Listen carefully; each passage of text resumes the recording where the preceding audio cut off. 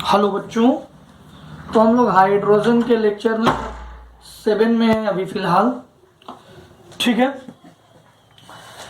देखो हाइड्रोजन के lecture number 6 तक हम लोग पढ़ चुके हैं। टेम्पोररी हार्डनेस, टेम्पोररी हार्डनेस के रिमूवल के तरीके हैं। रिमूवल में 2 प्रोसेस थे। मेथड 1 था जिसमें हम बॉइलिंग करके हार्डनेस ऑफ वाटर को रिमूव करते थे, और मेथड 2 में क्लास्प मेथड था जिसमें हम CaOH होल ट्वाइस डालते थे जिससे बाकी मटेरियल इनसॉल्युबल हो जाए, और जब वो इनसॉल्युबल हो जाएंगे तो हम उसको सेपरेट आउट कर सकते थे। आज बच्चों हम लोग पढ़ने जा रहे हैं परमानेंट हार्डनेस को रिमूव करना। To remove permanent hardness, to remove permanent hardness. तो बच्चों ध्यान देना, परमानेंट हार्डनेस को रिमूव करने के लिए कुछ मेथड्स हैं जिसको आपको ध्यान देने हैं। वो ये है, देखिएगा। परमानेंट हार्डनेस मैंने आपको बताया था, permanent hardness if of water is due to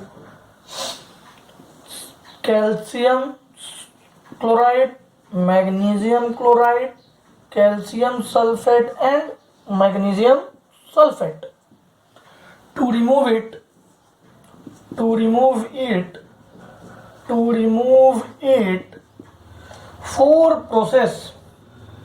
four processes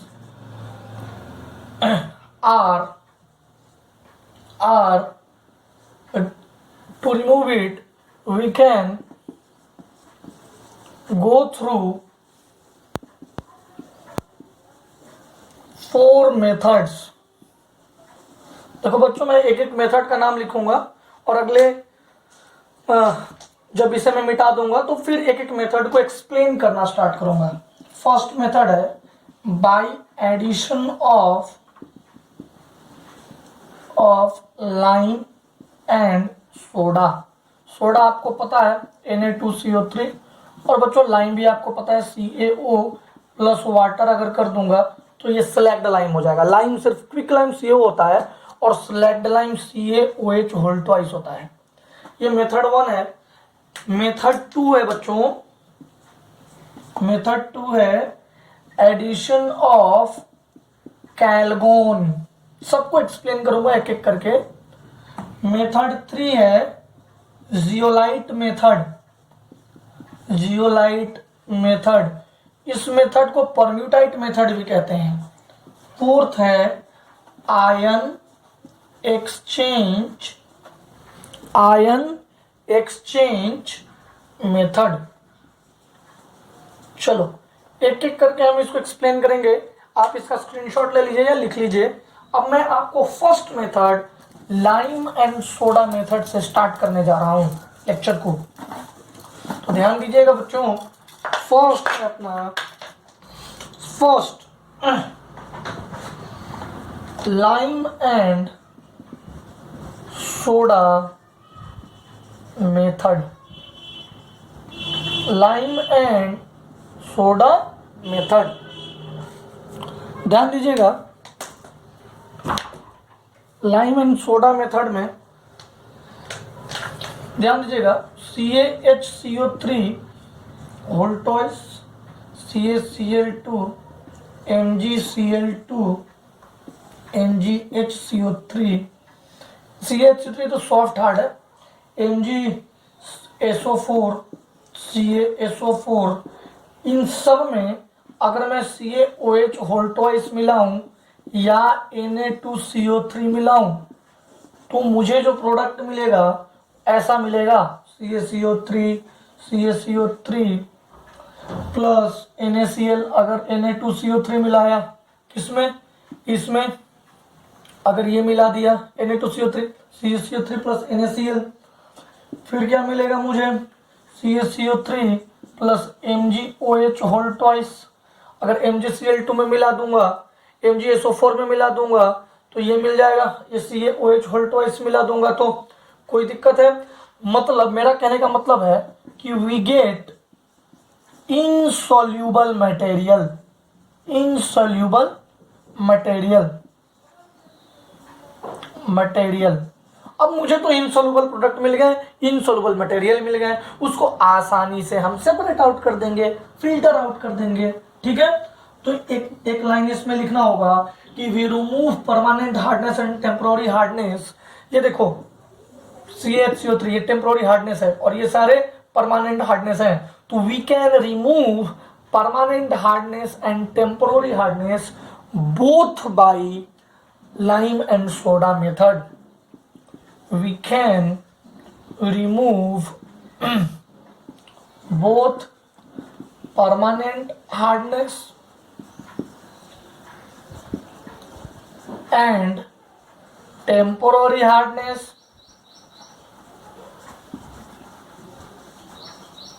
by soda lime and soda या soda lime and soda method. तो इसको नोट डाउन कर लीजिए जल्दी से बच्चों, जल्दी से इसको नोट डाउन कीजिएगा।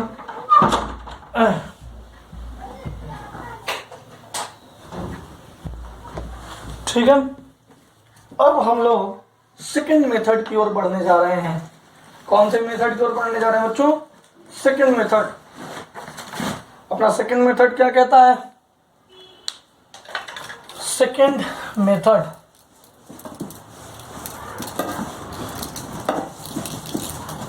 मेथड 2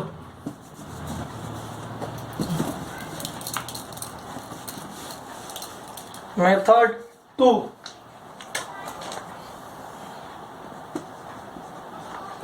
कैल्गोन। इस मेथड को ध्यान से देखिए, ये मेथड खुद ही आपको सजेस्ट कर रहा है कि आखिर मैं हूं कौन। ये खुद ही बता रहा है कि मैं हूं कौन। ध्यान से देखिएगा, कैल्गोन, कैल्शियम गोन, कैल्शियम गोन कहने का मतलब क्या है बच्चों? कि ये मेथड कह रहा है कि if any compound, any such compound by which any such compound is added by which calcium is gone। मतलब कैल्शियम के प्रोडक्ट थे, चाहे मैग्नीशियम, यहाँ कैल्शियम लिखा गया, मैग्नीशियम भी हटाया जा सकता है, बट आप कैल्शियम का ही समझिए, Ca2+ Mg2+ दोनों हटाए जा सकते हैं। कुछ ऐसा चीज ऐड कर दो कि कैल्शियम और मैग्नीशियम अपने अपने कंपाउंड से गायब हो जाएं। जैसे ही वे गायब होंगे तो क्या हो जाएगा? वो इनसॉल्युबल बन जाएगा और हम आप उसको सेपरेट कर लेंगे और हार्डनेस खत्म हो जाएगी। समझ गए? देखिएगा, कंपाउंड का कैल्गोन का केमिकल फॉर्मूला देख लीजिए। केमिकल फॉर्मूला, कैल्गोन क्या है? एक ऐसा कंपाउंड है जिसके एडिशन से कैल्शियम मैग्नीशियम गायब हो जाते हैं, मतलब इनसॉल्युबल प्रोडक्ट बनता है। देखिएगा कैल्गोन का फॉर्मूला देखिएगा, ये है Na3PO3 इसको क्या लिख सकते हैं? Na3P6P6O18 लिख सकते हैं, कोई दिक्कत नहीं। Sodium hexaphosphate, sodium hexaphosphate. चलिए, बहुत अच्छा बात है। तो अब करना क्या है? देखो, Na6P6O18 टूटेगा, 2Na प्लस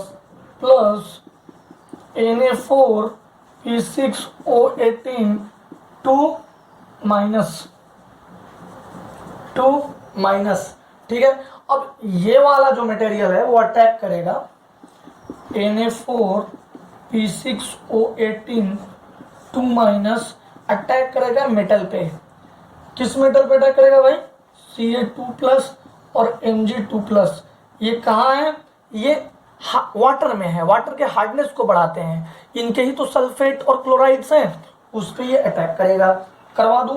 करवा दिया। 2Na प्लस ये कंपाउंड बना Na2MP6O18 2 माइनस। और ये भाई साहब ये कंपाउंड इनसॉल्युबल रहेगा। इनसॉल्युबल होने की वजह से हम इसको फिल्टर कर लेंगे। क्या कर लेंगे? फिल्टर। अब मुझे देखो, मैं आपको एक बात बताता हूं, जितने भी सॉल्युबल मटेरियल हैं वो हार्डनेस बनाते हैं, उनको मैं इनसॉल्युबल में कन्वर्ट करता हूं और क्या करता हूं? फिल्टर आउट करता हूं। मैं यही कर रहा हूं ना, मैं कुछ और कर रहा हूं? नहीं। अब देखना, जिस तरह से कैल्गोन प्रोसेस में मैंने सोडियम हेक्साफॉस्फेट डाला है, NaPO3 का होल 6 हेक्सामर समझ लो, ये मान लो मोनोमर है, इसको 6 से मल्टीप्लाई कर दिया, ये हेक्सामर बन गया। इसको मैंने किस में अप्लाई किया? वाटर में। वाटर में क्या है? Ca2 प्लस Mg2 प्लस का सॉल्ट है, SO4 है, Cl2 है। तो हुआ क्या? ये कॉम्प्लेक्स कंपाउंड बना रहा है जिसमें ये मेटल Ca और Mg बीच में आ गए और इनको मैं इजीली फिल्टर कर लिया। क्या आपको मेरी सारी बात समझ में आ गई? कोई दिक्कत है बच्चों? चलो अब हम लोग आगे बढ़ते हैं। अब मैं जियोलाइट और पेर्मिटाइट प्रोसेस बताऊंगा, उसमें भी सेम कंडीशन है, सेम चीजें हैं, बस कैल्गोन का केमिकल फॉर्मूला ये है और उसमें जो कंपाउंड यूज करेंगे, जो मटेरियल यूज करेंगे, उसका केमिकल फॉर्मूला कुछ और है। ठीक है, चलें यूज करें। ध्यान दीजिएगा,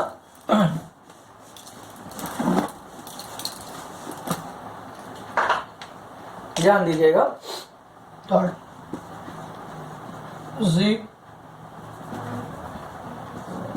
zeolite permutite process. Zeolite permutite process, sodium aluminium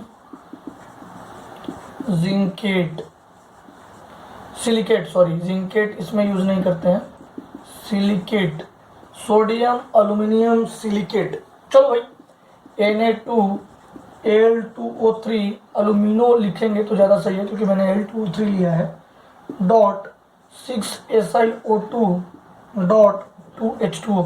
ये वाटर हाइड्रेटेड फॉर्म में है। अगर मैं ऐसा यूज किया तो ये कंपाउंड को, ये केमिकल कंपाउंड हम यूज करेंगे किसके लिए? जियोलाइट मेथड के लिए। ये केमिकल कंपाउंड किसके यूज करेंगे? जियोलाइट मेथड के लिए। ये केमिकल कंपाउंड फाइनली क्या करेगा? कैल्शियम और मैग्नीशियम सॉल्ट को किस में कन्वर्ट कर देगा? इनसॉल्युबल कंपाउंड में। और जब एक बार कन्वर्जन हो जाएगा तो हम उसको फिल्टर आउट कर देंगे। तो देखो ये कंपाउंड बहुत बड़ा है, तो चलो मैं इसको थोड़ा छोटा कर देता हूं। इस पूरे मटेरियल को मैं X मान लेता हूं, XE। तो ये केमिकल फॉर्मूला अब इसका क्या लिखूंगा? Na2XE। कोई दिक्कत है? नहीं। अब देखना रिएक्शन, देखना रिएक्शन में मेन इंपॉर्टेंट रिएक्शन है कि क्या हो रहा है विजुअलाइज करने के लिए, बाकी आपको पता तो चल ही गया होगा एक्चुअली में क्या होगा। Na2XE प्लस M2 प्लस, ये किसके मेटल पे अटैक कर रहा है? Cl2 प्लस Mg2 प्लस का साल्ट है, उस मेटल पे इसने अटैक किया, अटैक करके 2Na प्लस बाहर प्लस MXE कंपाउंड बन गया। अब तुम्हें तो पता ही है भैया कि अब इसको सेपरेट करने के लिए हम रेडी हैं। हम इसको सेपरेट कर लेंगे तुरंत, क्योंकि ये रीजेनरेशन भी होता है, ये रीजेनरेट कर देगा, रीजेनरेट। अब देखो यहाँ पे Na है तो वापिस से रीजेनरेट हो जाएगा Na2XE। तो हम इसी को सेपरेट कर देंगे, थोड़ा सा Na2XE जनरेट हुआ, वापस से अटैक करेगा, वापस से मेटल को इसमें कन्वर्ट करके करते रहेंगे तब तक करेंगे जब पूरा का पूरा परमानेंट हार्डनेस खत्म ना हो जाए। तो जियोलाइट मेथड बहुत अच्छा मेथड है। इसमें हम रीजनरेशन के समय में 10% NaCl भी डालते हैं ड्यूरिंग रीजनरेशन। अगर हम ऐसा करते हैं तो बहुत जल्दी से रीजनरेशन होता है, ब्राइन सॉल्यूशन कहते हैं इस प्रोसेस को, रीजनरेशन कहते हैं। आपको समझ में आ गया? कोई देखो जियोलाइट और परम्यूटाइट मेथड और उसमें कोई खासा अंतर आपको नहीं दिखाई दिया होगा। इसमें भी वही कंपाउंड बना रहे हैं, उसमें भी बस उसमें NaPO3 ले रहे थे होल 6 और यहाँ पे Na2Al2O3 मतलब सोडियम एल्यूमिनो सिलिकेट ले रहे हैं, 2H2 हाइड्रेटेड फॉर्म में वाटर है। ओके, चलिए अब हम लोग पढ़ने जा रहे हैं आयन एक्सचेंज प्रोसेस और मॉडर्न प्रोसेस। इसे मैं मिटा देता हूं। Ion exchange process, ion exchange process और इसी को बच्चों बोलते हैं मॉडर्न प्रोसेस। Modern process. देखिएगा बच्चों, आयन एक्सचेंज प्रोसेस दो तरह के हैं।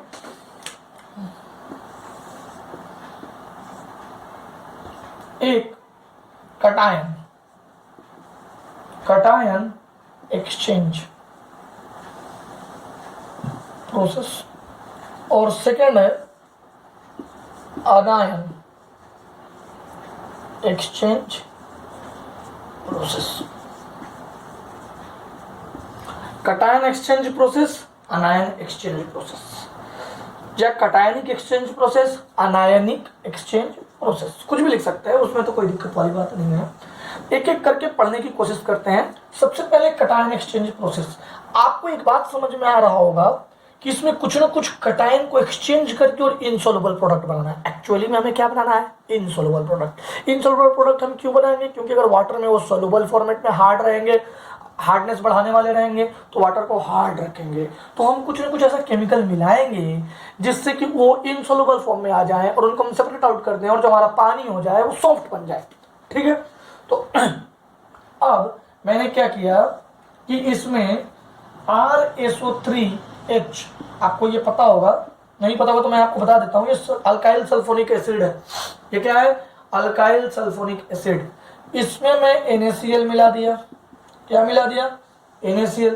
जैसे ही मैं NaCl मिलाऊंगा तो R निगेटिव Na पॉजिटिव का एक कंपाउंड बन जाएगा। ठीक है, अब इस पे मैं Ca2+ और Mg2+, मतलब कैल्शियम और मैग्नीशियम का साल्ट जो मिक्सचर में है, जो हमारे वाटर में है, उसको अप्लाई कर दूंगा। कर दूं हार्ड वाटर में। हार्ड वाटर में है ना, कौन है हार्ड वाटर में? Ca2+ Mg2+। अब क्या होगा कि ये R2Cl या R2Mg बना देगा। ठीक है, और हम इसको इजीली क्या कर लेंगे? Separate out. Separate out. देखो कितना इजी था। हमने यूज क्या कर रहे हैं वो देखना, यूज क्या कर रहे हैं वो हमारे लिए इंपॉर्टेंट है। क्या हमने इसको निकाल दिया? क्या मैंने इसका हार्डनेस को खत्म कर दिया, परमानेंट हार्डनेस को? आपको प्रोसेस समझ में आया? RSO3H क्या रिएजेंट ले रहे हैं वो ज्यादा इंपॉर्टेंट है। अब देखना anionic exchange method. Anionic exchange method और इजी है बच्चों। यहाँ पे कभी भी NaCl ही लेना, HCl मत लेना। अगर आप HCl ले लोगे तो RH कंपाउंड बना देगा, अल्कीन बना देगा। ठीक है ना? चलो अब हम लेते हैं अनायनिक एक्सचेंज। ये कटायनिक एक्सचेंज का नोट डाउन कर लीजिएगा। कटायनिक एक्सचेंज हेडिंग डाल के ये पूरा लिख लीजिएगा, उसके नीचे अनायनिक एक्सचेंज हेडिंग डालिएगा। अनायनिक एक्सचेंज में लिखो बच्चों, अनायनिक एक्सचेंज। अनायनिक एक्सचेंज यहां पे मैं लिख देता हूं, anionic exchange method. Anionic exchange method में क्या करेंगे? देखो CaCl2 CaSO4 CaHSO4, जो भी, चलो HSO4 क्या लिखना है, CaCl2 CaSO4 में अगर मैं रेजिन ऑफ NH2 का रेजिन अगर मैं मिलाऊंगा तो होगा क्या बच्चों? देखो RNH2 H2O में गया, पानी तो है ही उसके पास, ये बन जाएगा RNH3+ OH-। डरने वाला बात कुछ भी नहीं था, H+ OH- है। इस लोन पेयर, ये लोन पेयर H+ को मिल गया तो RNH3+ बच गया और OH- इसके साथ आ गया। अब ये जो RNH3 OH है ना, इस पे अटैक होगा किसका? वहां पे किसका एक्सचेंज होता है? कटायन का। तो Ca2+ Mg2+। यहाँ पे कौन अटैक करेगा? यहाँ पे कौन अटैक करेगा? अनायन। Cl-, SO4 2-, HCO3-, यही तो अनायन है, तो CaHCO3। तो ये सारे अटैक इस पे करेंगे, अटैक करके कंपाउंड बना लेंगे। देखो जब ये अटैक करेगा तो RNH2Cl बना देगा, जब ये अटैक करेगा तो RNH3 होल ट्वाइस SO4 बना देगा, और जब ये अटैक करेगा तो RNH3HCO3 बना देगा। जब ये अटैक करेगा तो RNH3 HCO3 बना देगा। और हम इन लोगों को इजीली क्या कर लेंगे, एग्जॉस्टेड रेजिन है ये, इजीली इनको हटा देंगे, समझिए। तो हम अगर चाहें तो दिस एग्जॉस्टेड रेजिन, जो ये एग्जॉस्टेड रेजिन आपको मिले, it can also be converted into RNH3OH by addition of alkali. मैं सिर्फ अल्कली मतलब कोई भी जैसे NaOH डालूंगा तो ये जो आपको एग्जॉस्टेड रेजिन मिले हैं वो RNH3OH में अगेन कन्वर्ट हो जाएंगे। तो ये जो है it is more effective than zeolite process. तो आप समझ सकते हैं कि ये जो एनायनिक एक्सचेंज मेथड है ये जियोलाइट प्रोसेस से भी ज़्यादा अच्छा है, क्योंकि ये जो रेजिन, ये जो हार्डनेस है इसको तुरंत मैं इसमें भी कन्वर्ट कर सकता हूँ और हार्डनेस खत्म भी हो जाएगा, और हमारा जो मटेरियल मैंने डाला था, जो रेजिन डाले थे वो मुझे मिल भी जाएगा, समझ गए। चलिए अब what is the unit of hardness, ये कभी कभार क्वेश्चन आया है कि what is the unit of hardness, किसी कॉम्पिटिटिव एग्जाम में पूछा गया है बच्चों। तो चलो हम लोग यूनिट की बात करते हैं।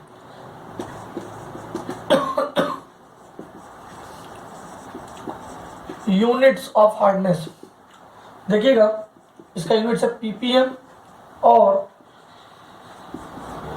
mg per litre, milligram per litre, ठीक है, कोई दिक्कत है नहीं। अब देखना 1 milligram per litre is equals to 0.1 FR French, ठीक है, is equals to 0.07 degree CL, ये क्लार्क्स डिग्री है, क्लार्क्स डिग्री। ये इतने सारे हार्डनेस के यूनिट है, कौन कौन है, ppm, mg per litre, 1 mg per litre is equals to 0.1 FR French is equals to 0.07 degree Clark, ठीक है, क्लार्क्स डिग्री, समझ गए। अब देखो calculate the degree of hardness of a sample of hard water, ये सारा कैलकुलेशन अभी आपको आएगा नहीं, तो इस पे ज़्यादा ध्यान देने वाली बात है नहीं, ठीक है। अब हम लोग आते हैं वाटर के फिजिकल प्रॉपर्टीज के बारे में, वाटर के केमिकल प्रॉपर्टीज के बारे में, ठीक है। तो वाटर के physical property of H2O। Water के फिजिकल प्रॉपर्टी में ह्यूमन बॉडी में पानी कितना होता है भाई, human body water 65%, water is an oxide of H2, ये तो आप लोगों को पता है, H2 का ये ऑक्साइड है, मतलब एडिशन ऑफ ऑक्सीजन, ऑक्सीडेशन हो गया, ठीक है, तो ऑक्साइड का फॉर्मेशन हो गया। In ice 0 degree celsius 4 hydrogen bond is present in 1 molecule। बच्चों ये केमिकल बॉन्डिंग में मैंने करा के दिखाया था, जैसे OH इधर से इधर से इधर से इधर से, याद है ये स्ट्रक्चर H2H2H2H2। तो एक वाटर मॉलिक्यूल में, एक आइस मॉलिक्यूल में 4 और आइस मॉलिक्यूल लगे रहते हैं, ठीक है। अब बताओ, आपको तो पता है कि आइस फ्लोट्स ऑन वाटर, मतलब density of ice is lesser than density of water. Why this is, it is because of hydrogen bonding, चलो हो गया तक। अब चलो नेक्स्ट है density of H2O at 4 degree Celsius is highest. बच्चों ये भी मैंने एक्सप्लेनेशन केमिकल बॉन्डिंग में दिया, तो ये और ये 3 चीजों का एक्सप्लेनेशन मैंने केमिकल बॉन्डिंग में दिया है, क्योंकि हाइड्रोजन बॉन्ड टूटते हैं तो ये जो वैक्यूम क्रिएटेड रहता है, वो वैक्यूम मतलब खाली स्थान रहता है, वो खाली स्थान कम होने लगता है, जैसे जैसे वो कम होने लगता है तो होता क्या है कि डेंसिटी होता है मास पर यूनिट वॉल्यूम। तो अगर ये जगह कम होगा तो वॉल्यूम घटेगी तो डेंसिटी बढ़ेगी। ये तब तक बढ़ती है जब तक 4 डिग्री सेल्सियस ना आ जाए। 4 डिग्री सेल्सियस के बाद बढ़ती नहीं है। समझ गए? अब देखो कुछ कुछ बातें हैं जो आपको एक साथ पढ़ाने होते हैं इसमें। वो है डाइपोल मोमेंट। ये 1.24 डी होता है। सेकेंड है डाइलेक्ट्रिक कांस्टेंट। थर्ड है थर्मल कंडक्टिविटी।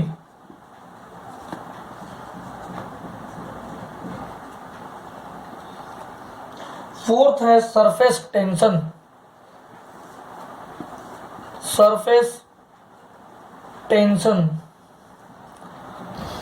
और फिफ्थ एंड लास्ट है स्पेसिफिक हीट। देखो ये सारी चीजें वाटर की हाई होती है, बहुत हाई होती है। बाकी H2 का मतलब हाइड्रोजन के बाकी मॉलिक्यूल से वाटर की सारी चीजें बहुत हाई होती है। क्या क्या? देखो डाइपोल मोमेंट, डाइलेक्ट्रिक कांस्टेंट 80 के आसपास होती है। Thermal conductivity, surface tension, specific heat. ठीक है, मैं मिटा दूं इसे। चलो और प्रॉपर्टीज हैं उनको भी मैं डिस्कस करता हूं। यहां तक आप पहले नोट डाउन कर लीजिए। कर लिया? चलिए अब और प्रॉपर्टी बनाइए। इसकी प्रॉपर्टी पॉज करके नोट डाउन कर लिया कीजिएगा, कोई बड़ी बात नहीं है। इसकी प्रॉपर्टी वाटर की। चलो ट्रांसपोर्टेशन ऑफ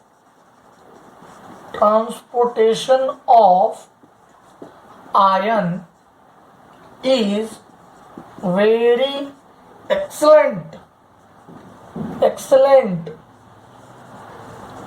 बाय वाटर। देखो भैया पानी के through transportation of ions, minerals जो हमारे बॉडी में, प्लांट्स के बॉडी में, वाटर के माध्यम से ही सारी चीजों को ट्रेवल किया जाता है, इधर से उधर ले जाया जाता है। अब तुम ही बताओ क्रिस्टलाइन फॉर्म ऑफ वाटर क्या होगा? बताओ what is the crystalline form of water? Ice हो गया यार, इसमें भी कुछ बात सोचने वाली बात है क्या? और आइस का शेप sp3 टेट्राहेड्रल। ठीक है, ज्योमेट्री टेट्राहेड्रल। और शेप बेंट, ये तुम्हें भी पता है। Hydrogen bonding of H2O, H bonding of H2O is very high, hence alcohol and carbohydrates, alcohol and carbohydrates and ionic compounds are soluble in H2O because of dielectric constant of H2O। इनकी high होती है, इसकी भी high होती है, ये इसको dissolve कर लेते हैं। डिजोल्व करने का तरीका तो मैंने बताया ही आपको। जैसे Na प्लस है तो इसको ऑक्सीजन, वाटर का ऑक्सीजन वाला चारों तरफ से घेर लेगा। अब देखो जैसे तुम नदी में छलांग लगा दिए, तो नदी में तुम छलांग लगाओगे, पानी बहुत भरा हुआ है, इसमें तुमने छलांग लगा दिया।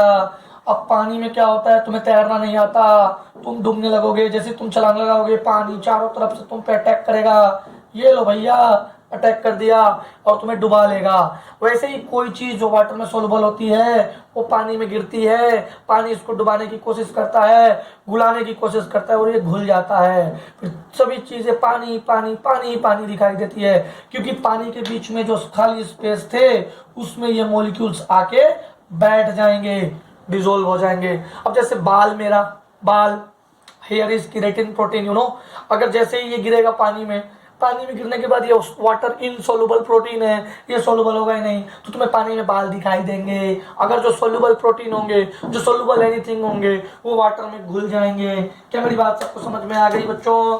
क्या आपका फिजिकल प्रॉपर्टीज ऑफ H2 में कोई दिक्कत है? नहीं।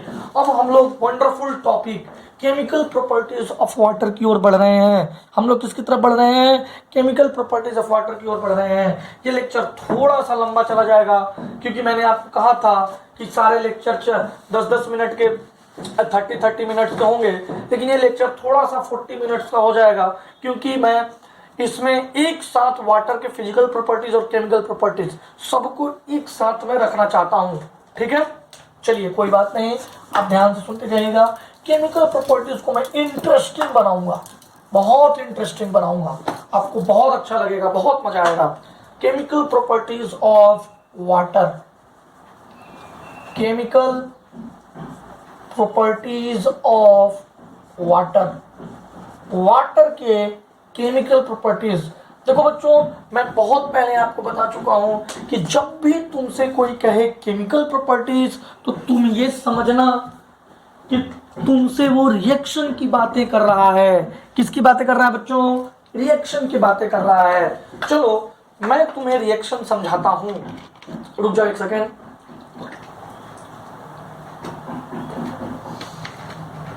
तुम्हें मैं जितने भी रिएक्शन अभी समझाऊंगा वो इतने इजी मेथड से समझाऊंगा कि तुम उसे बहुत ही आसानी से याद कर सकते हो। पॉइंट वाइज पॉइंट जैसे मैं तुम्हें समझाऊंगा वैसे ही तुम याद रखना। केमिकल प्रॉपर्टीज ऑफ वाटर में फर्स्ट पॉइंट है बच्चों, water is of amphoteric nature, amphoteric nature.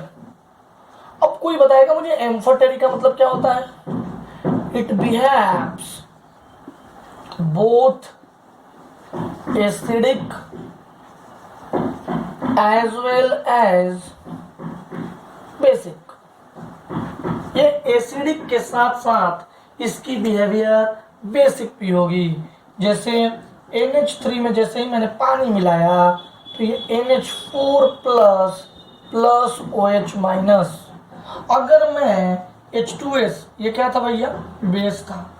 H2S में, एसिड में अगर मैं पानी मिलाऊंगा तो H3O प्लस OH माइनस।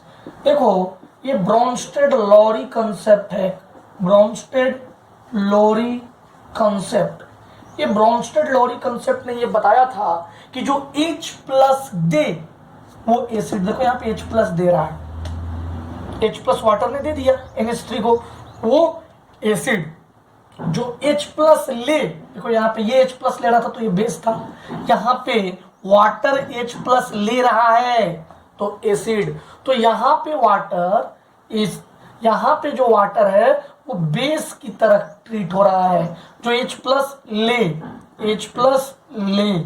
वो बेस, और जो H प्लस दे वो क्या है? एसिड। क्या आपको मेरी बात समझ में आ गई? कोई दिक्कत है? Water is of amphoteric nature में कोई दिक्कत नहीं। अब ऐसे ही मैं सेकंड पॉइंट बताऊंगा, थर्ड पॉइंट बताऊंगा, पूरा एनालिसिस कर दूंगा। Chemical reaction of water is very very ultra very easy, आपको याद करा दूंगा मैं। ठीक है, ये दोनों रिएक्शन समझ में आ गए, इजी है। देखो इसके पास, इसने अपना H प्लस डोनेट कर दिया, इसके पास एक लोन पेयर थे, लोन पेयर ने दिया ये NH4 अमोनियम आयन, तो आपको पता ही है। अब H2S एसिड है, इसने क्या किया? आपकी बार H प्लस ले लिया, आपको ही पता है कि H3O प्लस बनता है, समझ गए? अब चलो सेकंड, फर्स्ट हो गया, सेकंड। अब रिड्यूसिंग नेचर की बात करते हैं। किसकी बातें करेंगे बच्चों? रिड्यूसिंग रिएक्शन की बातें करते हैं। Second, redox reaction involving in H2O। Redox reaction जिसमें H2O हो रहा है, बहुत ही मजेदार रिएक्शन है। ये मैंने बताया था कि बहुत वाइगरस रिएक्शन होता है। सोडियम को पानी में डालो आग लगने लगता है, बहुत वाइगरस रिएक्शन होता है। फॉर्मेशन होता है NaOH का और बाहर कौन जाता है? H2। देखना Na0 से एलिमेंटल फॉर्म से NaOH में गया तो यहाँ ऑक्सीडेशन हुआ है, और H2O यहाँ H+1 से 0 में गया है तो यहाँ रिडक्शन हुआ है। देखो रेडॉक्स रिएक्शन हो गया। कोई दिक्कत है तो बताओ। ठीक है, तो water can easily reduced by alkali metals. हम बोल सकते हैं water can easily reduced by alkali metals। देखो बच्चों, यहाँ पे +1 में था वाटर, अल्कली मेटल डाला, वाटर 0 में चला गया, रिड्यूस हो गया कि नहीं हो गया? अरे हो गया कि नहीं हो गया? कितना इजी था।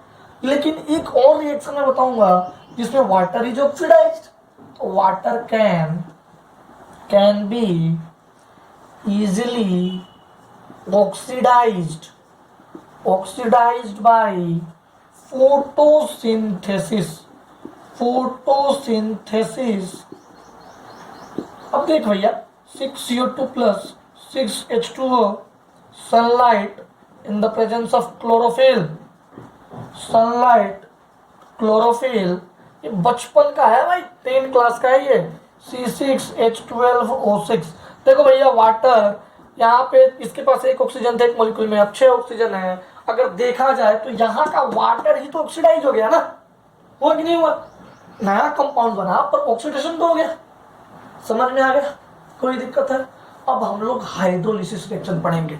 अब बच्चों जितना रिएक्शन पढ़ेंगे ना, अब सारे के सारे हम लोग हाइड्रोलिसिस रिएक्शन पढ़ेंगे। हाइड्रोलिसिस रिएक्शन को मैं एकदम आपके टिप पे याद करा दूंगा, देखिएगा कैसे। मैं मिटा दूं इसे, ठीक है। Third, hydrolysis reaction. थर्ड है बच्चों हाइड्रोलिसिस रिएक्शन। हाइड्रोलाइसिस रिएक्शन ध्यान दीजिएगा, H2H प्लस और OH माइनस में टूटता है। इसी कॉन्सेप्ट को यूज करके हम सारा रिएक्शन बनाएंगे। B2O5 plus H2O, second B2O3 plus H2, third SiCl4 plus H2, fourth N3 minus plus H2। ये अजाइड आयन है, आपको ही तो पता ही है। देखो, देखना ध्यान से, जब भी हम हाइड्रोलिसिस करते हैं तो अगर मेटल ऑक्साइड होता है, मेटल ऑक्साइड ये कैसा होता है? ये बेसिक इन नेचर है, बेसिक इन नेचर। तो हाइड्रोलिसिस करेंगे तो क्या देगा? मेटल हाइड्रोक्साइड देगा। मुझे तुम बताओगे कि मेटल हाइड्रोक्साइड किस नेचर का होगा? ये भी बेसिक नेचर का होगा, बेसिक नेचर का। यानी कि मेटल ऑक्साइड बेसिक नेचर का होता है, हाइड्रोलिसिस करेंगे मेटल हाइड्रोक्साइड मिलेगा, ये भी बेसिक नेचर का होगा, ये भी बेसिक नेचर का होगा। तो अगर नॉन मेटल ऑक्साइड की कहानी समझ में आ गई। अगर नॉन मेटल ऑक्साइड, ये लिख लीजिएगा एक स्टार पॉइंट, इसके नीचे एक स्टार पॉइंट बनाना और ये लिखना नोट में, नोट 1। ये पूरे रिएक्शन लिख दीजिएगा ऐसे ऐसे भी कॉलम, और नीचे स्टार पॉइंट बनाइएगा। नोट 1 में लिखिएगा metal oxide basic in nature, hydrolysis करेंगे मेटल हाइड्रोक्साइड देगा। Again metal hydroxide is basic in nature. अगर नॉन मेटल ऑक्साइड होगा वो किसमें होता है? Acidic in nature. हाइड्रोलिसिस करेंगे क्या बनेगा? यहाँ पे एसिड बनेगा। नेचर कैसा होगा? एसिडिक। समझ में आ गया? दोनों बातें समझ में आ गई, क्लियर हो गई? तो यानी P2O5 से बनने वाला तो एसिड ही है, ये तो मुझे पता चल गया। अब देखो, फॉस्फोरस से फॉस्फोरिक एसिड बनता है, फॉस्फोरस एसिड बनता है, मेटाफॉस्फोरिक एसिड बनता है, ऑर्थो तो फॉस्फोरिक एसिड पहला ऑर्थो ही होता है, पायरो बनता है। बनेगा क्या? देखो बच्चों ध्यान देना, ये जो फॉस्फोरस है ना, उसकी वैलेंसी यहाँ पे क्या है? 5। तो जो एसिड बनेगा ना, उसमें भी फॉस्फोरस की ऑक्सीडेशन स्टेट 5 होगी। तो कौन सा में 5 होता है? H3PO4। देखो कितना इजी है। P2O3, यहाँ फॉस्फोरस की ऑक्सीडेशन स्टेट +3, तो यहाँ पे जो बनेगा उसमें भी +3 होगा। देखो इसका स्ट्रक्चर बहुत लोग पूछते रहते हैं मुझसे, OH। ये होता है ऑर्थो फॉस्फोरस एसिड, और ये है ऑर्थो फॉस्फोरिक एसिड। इसके बारे में तो आप जानते ही हो। अच्छा, SiCl4 में जब H2O ऐड करेंगे तो क्या होगा? SiO2 plus 4HCl। N3 minus, ये N3 माइनस जैसे कोई भी मेटल जैसे AlN है तो Al पे +3 इससे -3, Al को हटा दिया, इनको ब्रेक कर दिया तो इसके -3 आ गया। तो Al -3 अगर अनायनिक फॉर्म में है तो H2 ऐड करेंगे तो देख लो भैया, इसको एसिड बनाना है, बना दूं एसिड।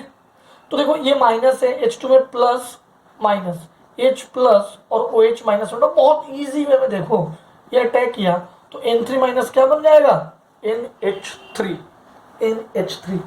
देखो कितना आसान है हाइड्रोलिसिस रिएक्शन, मतलब मैं क्या बताऊं, इससे इजी तो कुछ हो ही नहीं सकता। समझ में आ गया हाइड्रोलिसिस रिएक्शन। अब मैं तुम्हें हाइड्रेट फॉर्मेशन बताता हूं, ये नोट डाउन कर लो, ये दोनों पॉइंट जरूर नोट डाउन कर लीजिएगा, मेटल वाला और नॉन मेटल वाला। चलिए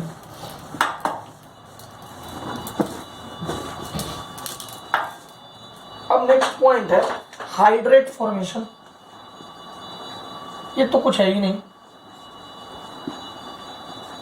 hydrate formation from aqueous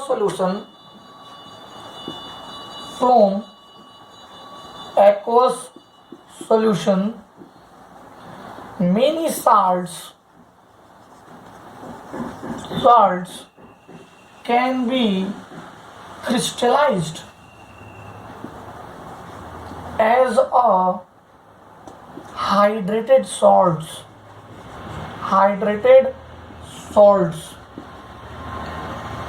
such as oxidation of H2O,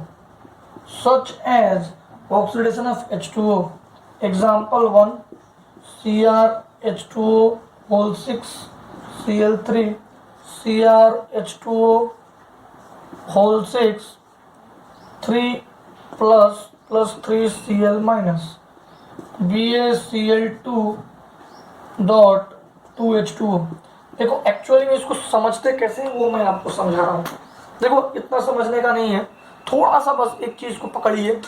जैसे कॉपर सल्फेट आप कॉलेज स्कूल में जाते हुए देखा, कॉपर CuSO4.5H2O, और वो जो कंटेनर में रखा होता है उसमें वो ऐसे टूटा टूटा सा रहता है, ऐसे ऐसे। तो ये इसमें तो वाटर है ही नहीं, फिर भी हाइड्रेट, इसके अंदर में वाटर है, क्रिस्टलाइन फॉर्म में वाटर है और वो 5H2O मॉलिक्यूल है। समझ गए?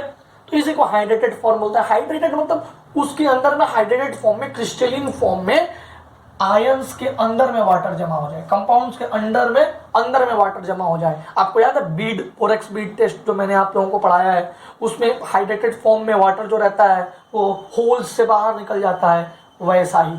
समझ गए? मिटा दो इस सबको। चलिए अब लास्ट है हाइड्रोलिसिस। अगेन मैं तो आपको पहले बताया था कि most of the reactions are from hydrolysis reaction. तो देखो केमिकल प्रॉपर्टीज का ये लेक्चर थोड़ा लंबा होते जा रहा है, तो मैं हाइड्रोलिसिस, फिफ्थ जो रिएक्शन है, hydrolysis of metal nitrides, metal phosphides, metal carbides, इसको अगले लेक्चर के लिए रखता हूं। ठीक है, चलो इतना कर लेना बच्चों।